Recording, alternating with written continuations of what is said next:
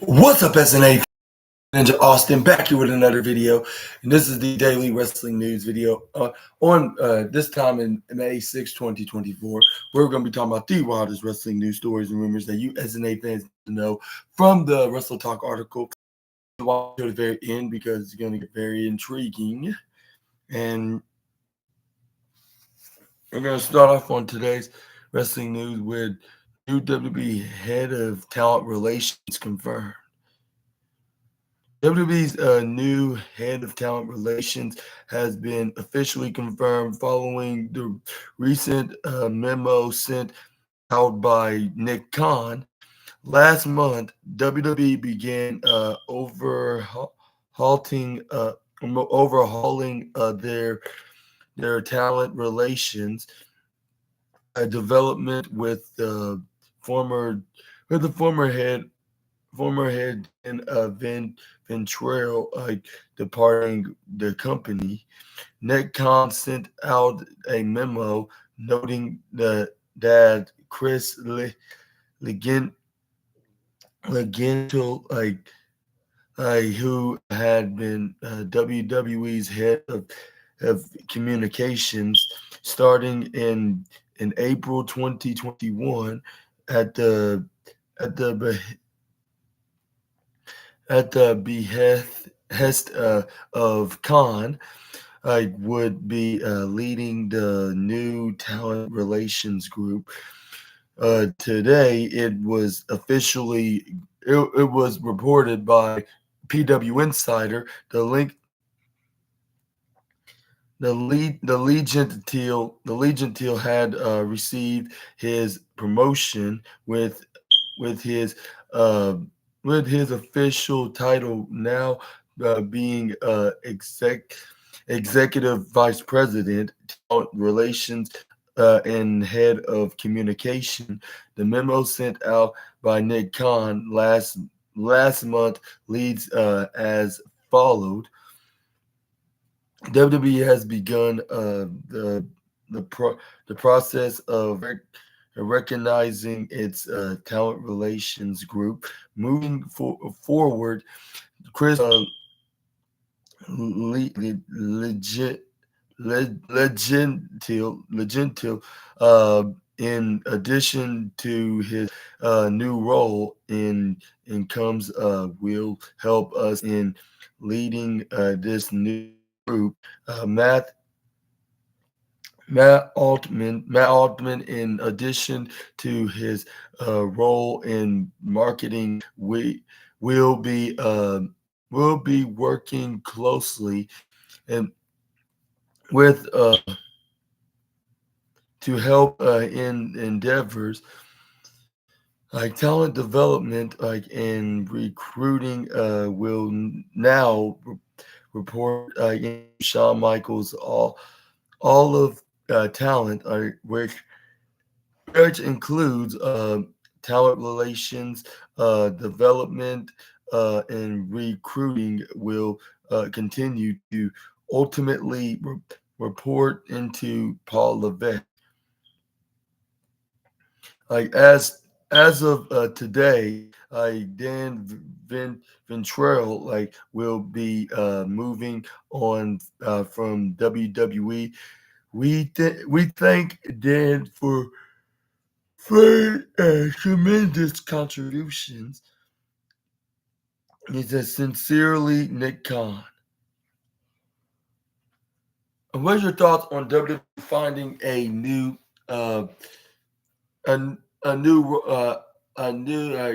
executive of talent relations in WWE, and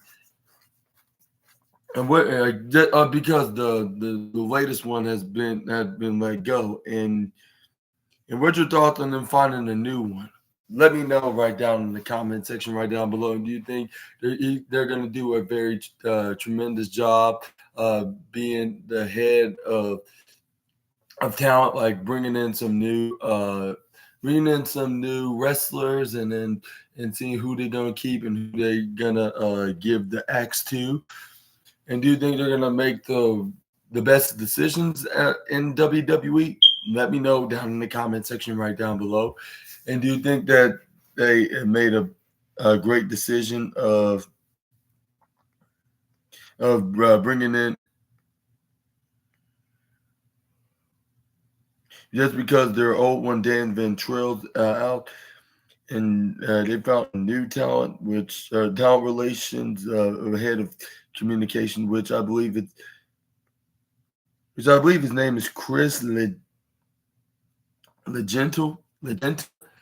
Legentil. Hopefully I pronounced that correctly. But yeah, I want to give you a big congratulations of being the head talent, and yeah, and I would recommend you guys doing the same as well, like what your host of the SNA podcast just did. But let's move on to the next news.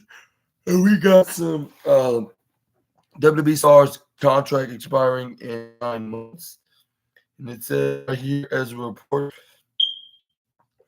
of contracts. Reportedly, we already had the likes of Finn Balor, Seth Rollins, Damian Priest, and Drew McIntyre re-signed with WWE, with another contracts like Becky Lynch and LA Knight reportedly coming up soon. Another to add that list is none other than the man that's been there for 10 years and the former Universal Champion and Undisputed Tag Team Champion, the prize fighter himself, Kevin Owens, who interview with Metro. What's it? No.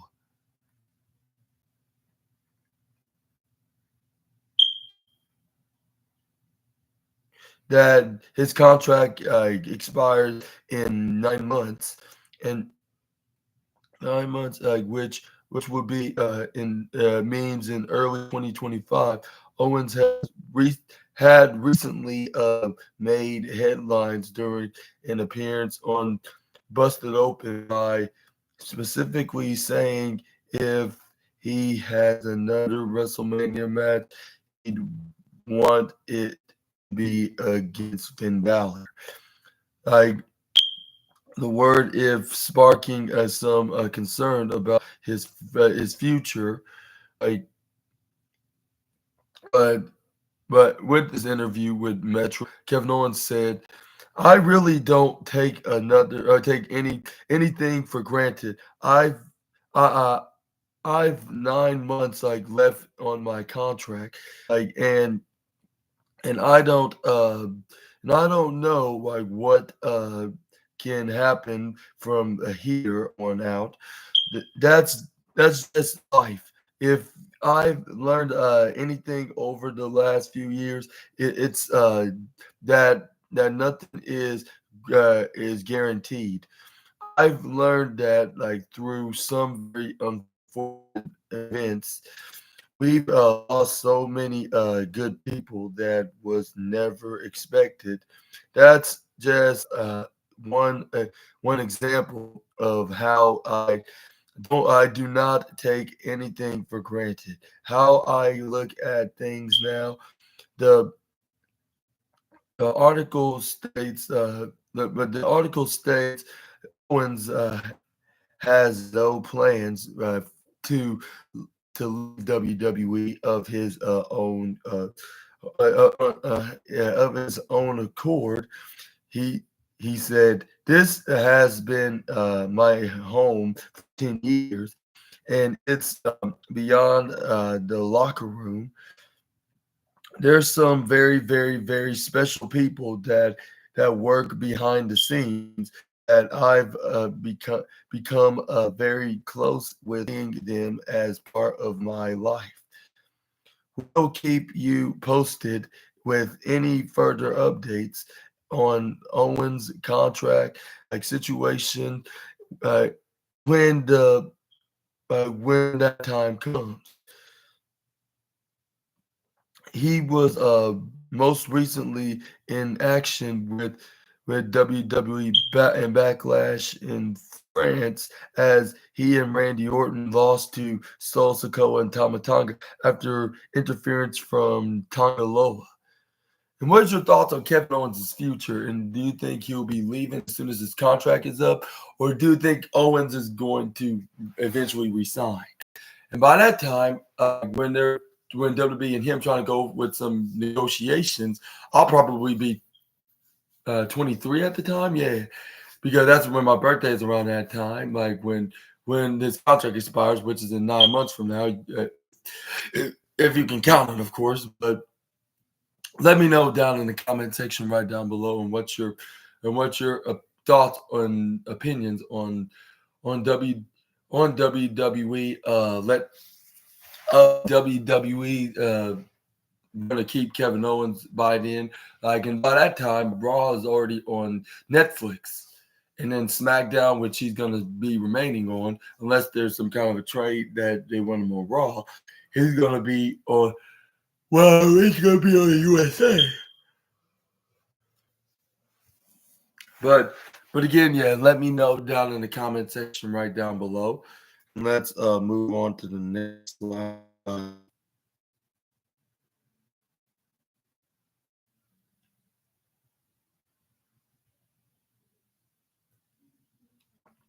Now we got LA Night News.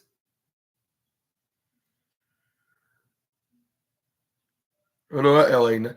I'm looking at the wrong one. It's Ricky Starks news. Yeah, next up we got some Ricky Starks news as AEW status update. There has been an update on Ricky Starks' status in AEW following a recent absence from AEW television. And on an update, Ricky Starks tweeted that he was being checked by the AEW medical team because everyone had to do their annual physical. Starks has been out of action since the March 30th were defeated by Top Flight in the AEW World Tag Team Championship tournament. Starks suffered an injury during the match, which led to an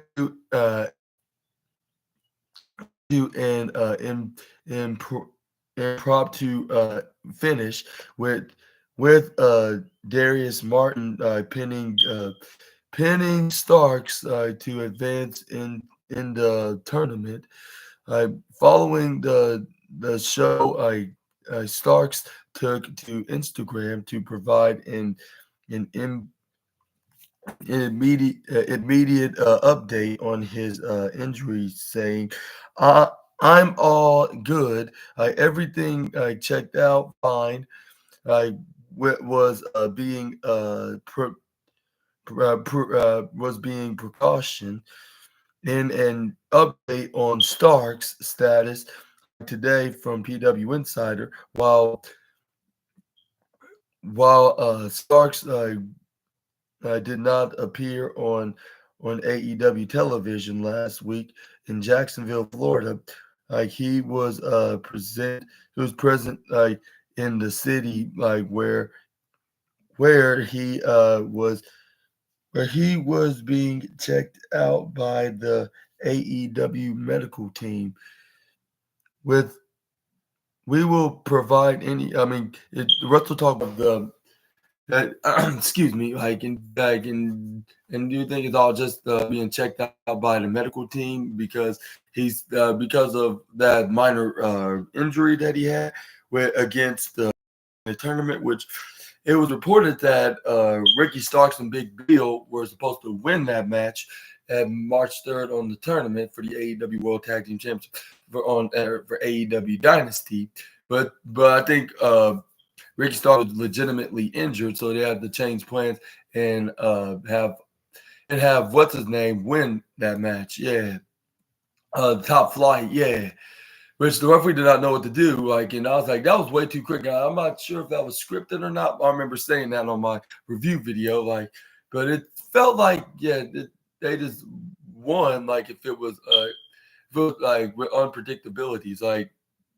Even for the creative team, didn't even predict that this was going to happen. With Top Flight winning with that tornado DDT, where Darius Martin climb on Dante Martin and DDT. What's his name? Ricky Stark, because he noticed that he was legitimately injured, and then that's what happened with Ray Phoenix and Jon Moxley when he landed on his head, like at AEW Grand Slam, I believe, for the AEW International Championship. Jon Moxley was supposed to retain that championship, but he lost the lost the title. Lost the title because he legitimately suffered a concussion and the referee did not know what to do. He stopped for a second, which that was it was an unscripted thing. So this is where Ray Phoenix then did another body slam, and then not body slam, did that Phoenix driver, and he got the 1-2-3. But yeah, let me know in the comments down below on when do you think that we'll see Ricky Starks back in the ring, and in AEW, and do you think it will be in the AEW ring, or do you think he's gonna wait out until his contract is up over there and join a certain Stanford-based company? Let me know in the comment section right down below. But I think he's going to come back very soon, but it's going to probably take a little while, going to take perhaps weeks for him to make that return, whether if it's in the end of May or the beginning of June or the end of June. It's probably going to be, he's going to probably take some extra weeks off, in order to be fully covered. And that's by that time, they'll probably have some kind of storyline waiting for him on the way, which I think they will bring him back probably. My prediction is probably going to be anytime after AEW Double or Nothing, between at the end of May or the beginning of June. But let's move on to the next slide. We got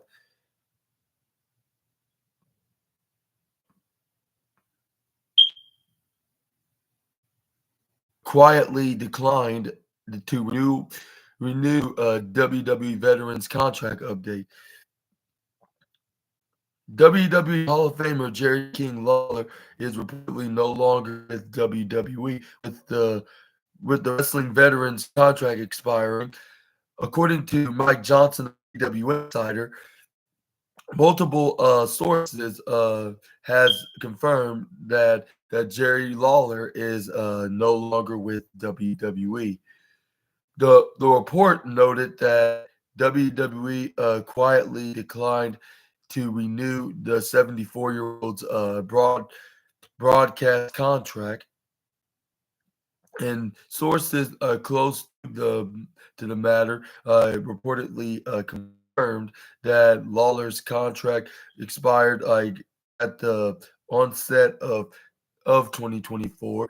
In an update of PW Insider, noted that WWE source reached out to them after publications.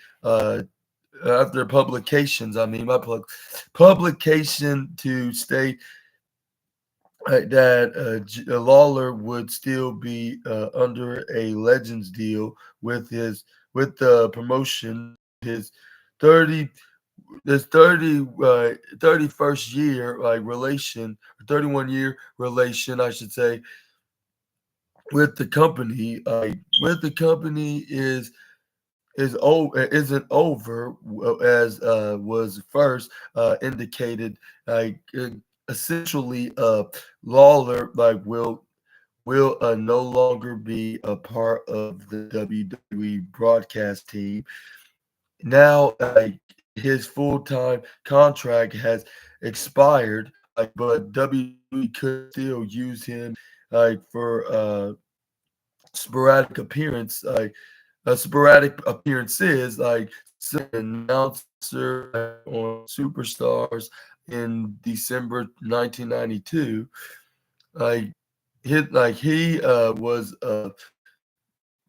He was already a wrestling veteran by this point, as he had been wrestling since the year 1970. Lawler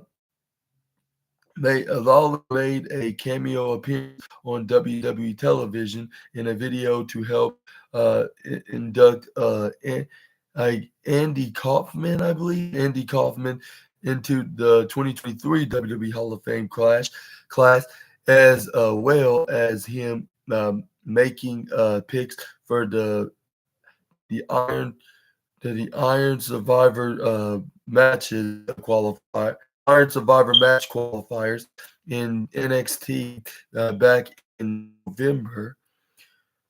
Jerry Lawler notably suffered a stroke back in February 2023, which had an effort on difficulties.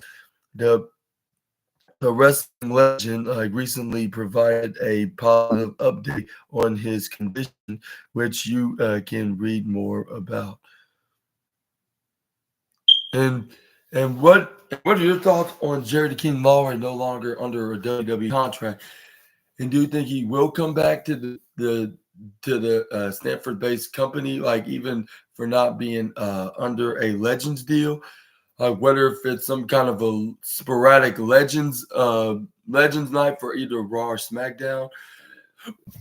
Let me know anything about this matter in the comment section right down below. What's your reaction that WWE declined his contract, and what's your thoughts? What's your thoughts on the reason why they declined declined his renewal, his contract renewal? Yeah, please leave your comments down below. But let's move on to the next slide. I think this was very shocked, like Jerry Lawler, like I thought you would make him a. I thought WWE would make him a lifer there, even if he doesn't make that much appearances. Like he's known as a very he's known as like a legend in the broadcasting booth. Yeah, like and you would think that he's gonna be like Michael Cole, like he's gonna be there until the end of time, until the end of his until it's his last day being on the earth. Let me rephrase that. But let's move on to the next slide. We got some Randy Orton news as he reveals correct predictions about Cody Rhodes from 13 years ago. WWE star Randy Orton has brought attention to a prediction he made about Cody Rhodes over a decade ago. Cody Rhodes is currently on the run of his WWE career after ending Roman Reigns' 1,336-day reign with the undisputed WWE Championship at, at WrestleMania 40. Rhodes currently a top star in WWE. It's weird to think about Cody Rhodes' previous WWE run, during which he competed in at a lot further down like the card. Randy Orton has now shared a tweet that he posted in April 2011, predicting that Cody Rhodes would one day become a world champion. In April 2011, Randy Orton wrote, "Cody Rhodes have proved 10 times since the last time I've been in the ring with him. Yes, I see him as a future world champion." Randy Orton shared this tweet in today, Monday, May 6th, with the caption, called it. Rhodes made his first televised.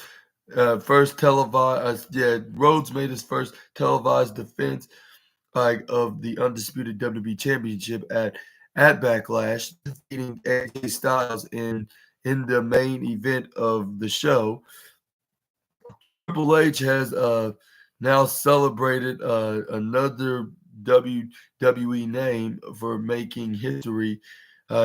This this main event, which you can read more right down below, right on this link. But before I get into that, I better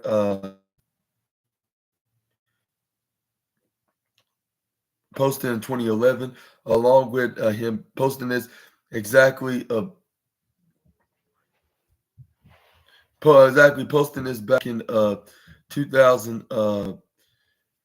Now posting this like 13 years later.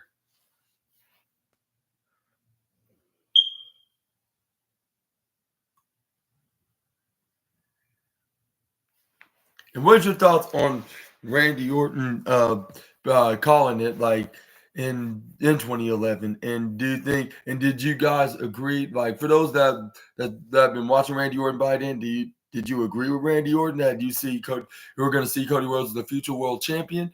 Let me know down in the comments below. Maybe at that time I did not really see him as a world champion until I start seeing him as the American Nightmare. Then I start saying like, yeah, even if he went back to WWE, like then I could see him being one of their world championships. Like when he was in AEW, where I could see him being either the WWE championship or the Universal Championship when it was like those belts at the time when he was still in AEW, like fighting for the TNT championship. Like, yeah, this is a totally different breed, Cody Rhodes, than the one a decade ago. But yeah, I'll say Randy Orton just seen that in Cody Rhodes, like and then and he must have told him that like right when he very first won the undisputed WWE Universal Championship.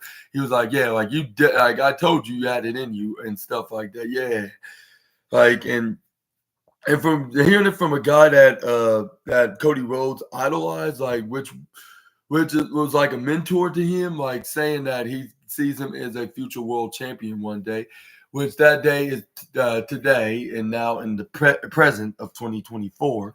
And now he's having a very, very, very tremendously legendary run. I would say not exactly legendary. Now probably going to step too far. I would say like going on a tremendously phenomenal run.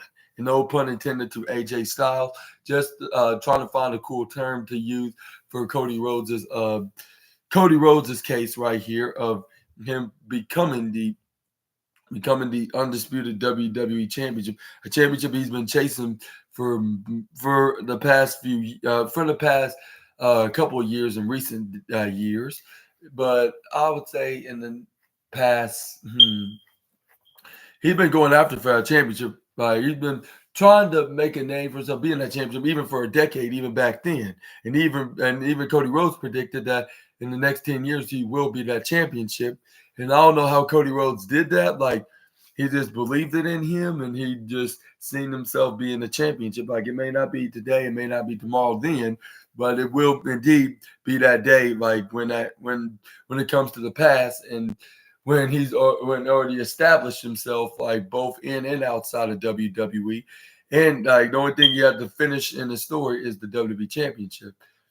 Well, maybe except for a couple other accolades in WWE, but yeah, the point is like he's making a name for himself, and he's gonna continue to remain as champion. Like, and he's gonna continue to remain as champion until someone that is more worthy than him. But we're gonna the only one way to find out is if they can take that title from the American Nightmare, because that's what's gonna probably make it the unpredictable part. And I think they should do that in that kind of a way. But for now, like I think WWE should have him remain as championship until like if they don't have plans of dropping it like anytime before WrestleMania, I'll say until WrestleMania. My prediction, I'll say WrestleMania 41 next year. Unless they want them to have a more lengthier reign. But it looks like we're probably going to see him hold on to that. Yeah, hold on to that championship for quite some time. Yeah. And let's hope that maintains the case. But yeah, let me know down in the comment section right down below on how long do you think he's gonna hold on to that championship as well. Like and yeah, and Randy Orton definitely called that one. Yeah, that he was gonna be one day world champion, and that day seemed like the day to me. Yeah. And I believe Cody Rhodes like is gonna eventually gonna thank him, whether if it's gonna be on Twitter or it's gonna be in person, of thanking him of predicting that he's gonna be a world champion in WWE. Well, let's move on to the next slide. We got two WWE stars forming uh, a new partnership like ahead of big match. WWE star Sheamus has teased in an in an interesting partnership ahead of his huge match on Monday Night Raw on tonight's Monday Night Raw. This week's show will be a big one with the first round of the King of the Ring tournament set to begin tonight on the May 6th edition of Monday Night Raw. Uh, one one of these first rounds, one of these first round matches will see Sheamus battle his former rival Daring General Gunther during and during an online exchange. Sheamus dropped an intriguing tease, hinting at an alliance with a notable name. Like replying to Gunther's tweet, like arguing that Sheamus is riding his.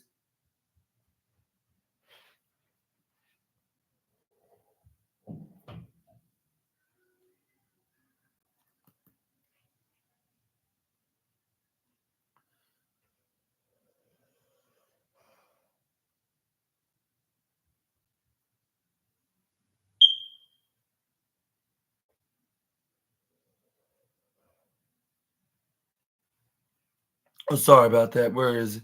Um, on a reply, Raw on his coattail, Sheamus yeah, had replied, "I brought Giovanni Vinci into the conversation, writing, I made you. I will break you. Your weak and your weak empire is falling apart. Like Giovanni Vinci called me or something like that. Yeah.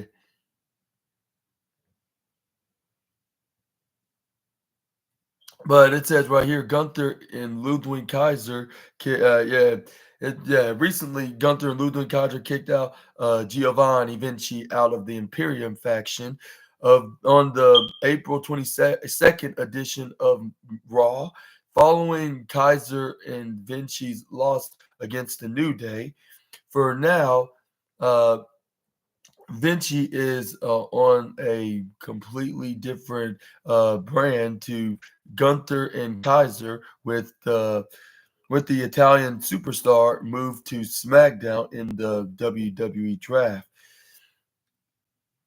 Sheamus and Gunther were at the odds for most of the latter, like at half of 2022, with Sheamus notably challenging the Ring General's Intercontinental title at Clash at the Castle. 2022 and the October 7th, 2022 edition of Friday Night SmackDown.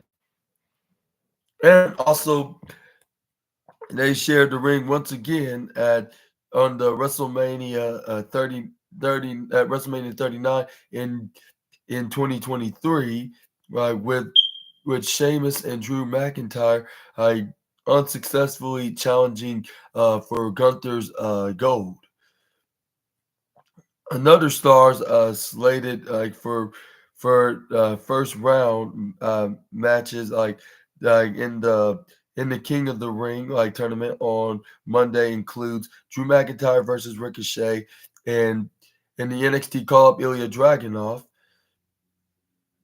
has a has a what's that a spot too.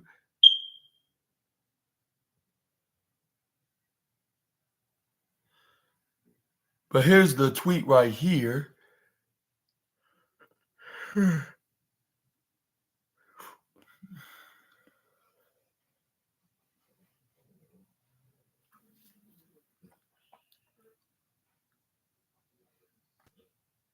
And what's your thoughts on Sheamus's reply on to Gunther's tweet about Sheamus cannot leave him alone and stop following him and riding on his coattail, while Sheamus is like no, you need me, like and also Giovanni Vinci called me. Like, which do you think that that's some kind of a teaser that Giovanni Vinci could join Sheamus in order to get some revenge on his former allies? Like, or do you think he's gonna remain on SmackDown?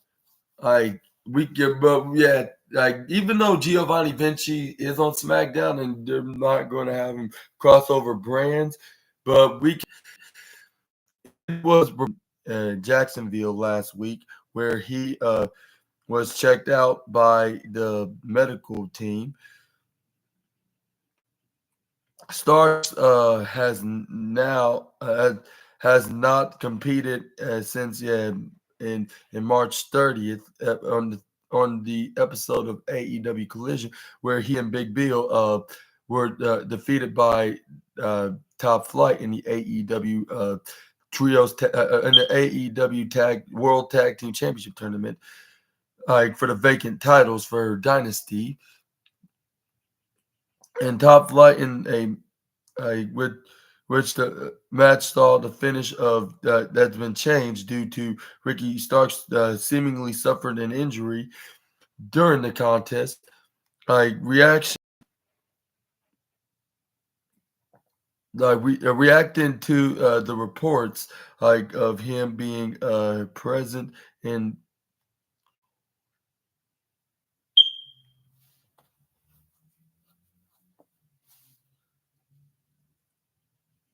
like Starks has not competed. What I'm talking about.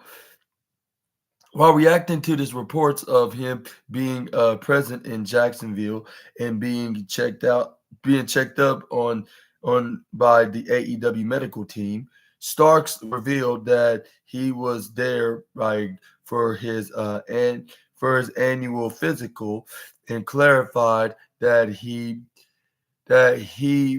is not and never was injured. He wrote, "Yeah, because everyone had to do their annual physical to ease anyone's mind. I am not injured. Never was.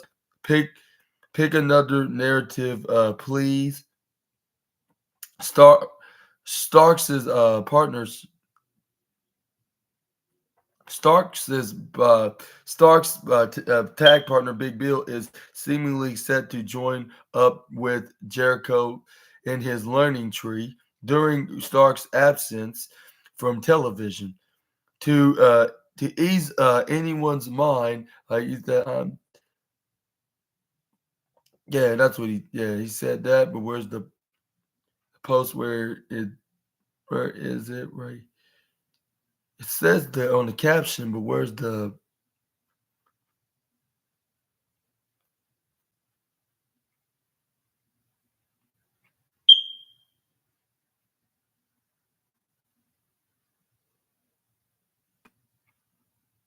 there it is.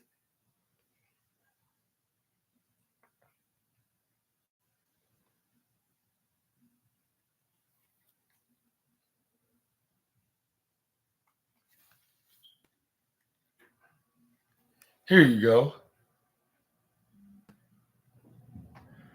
And if you need more time, I would recommend you pausing this video right here, but I'm gonna give it about a good extra 10 seconds. If you look at over what he says, and what's your thoughts on Ricky Starks reacting to this post on somebody from Wrestle that he could be getting checked up and by the medical team, like if he possibly he suffered an injury, which he said he never suffered an injury, like never have, and they need to find some kind of other narrative to talk about.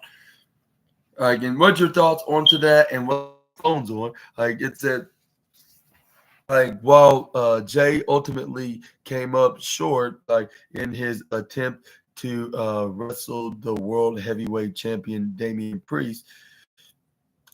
All thanks to the interference of the Judgment Day's JD McDonough and Finn Balor.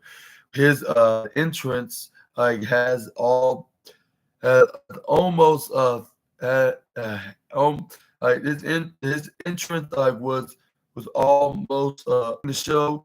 The NBA's Cleveland Cavaliers played with the DJ ensuring the music from the video from the Cleveland Cavaliers.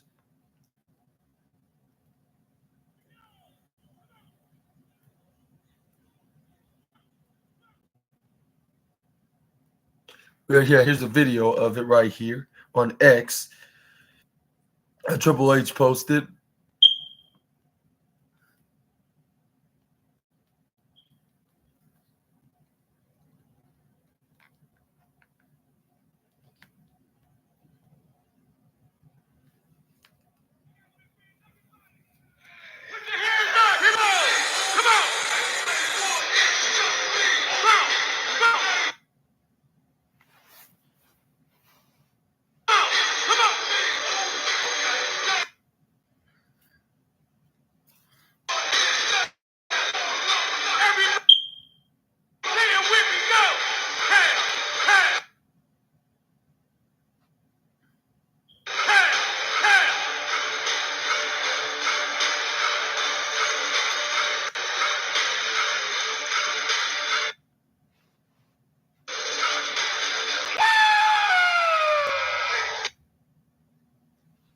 What's your thoughts onto the Cleveland Cavaliers game? They were hyping the Cavaliers fans with the yeet waves and the phones with that lighting, and then the DJ playing Jey Uso's theme song in a tribute to Jey Uso in his match against Damian Priest at Backlash.